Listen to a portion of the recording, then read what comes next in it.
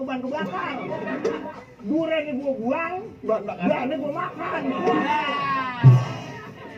Hati-hati kalau ngomongin wartawan. Emang kenapa, Bang? Ada berapa huruf tuh? Wartawan. 8 huruf. Itu setiap huruf ada arti-artinya. Ada artinya, Bang. W-nya wadah tempat kita untuk mencari berita.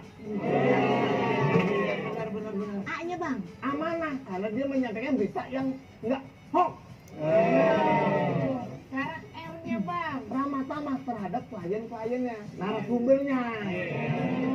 Yang T-nya, Bang? T. Tentu akurat beritanya, nggak bohong-bohongan. A. Anda akan puas dengan berita yang hebat. W-nya, Bang. Wawasan, makanya dipanggil jadi wartawan. A lagi, Bang. Anda tahu nggak Anda? Apa? Anda menyimak berita-berita yang aktual dan terkini. Agak sia-sia ya perutnya tonggar gini. Yang terakhir Bang, terakhir N. N. Nah, cuma CNN Indonesia yang bukan berita yang hoax.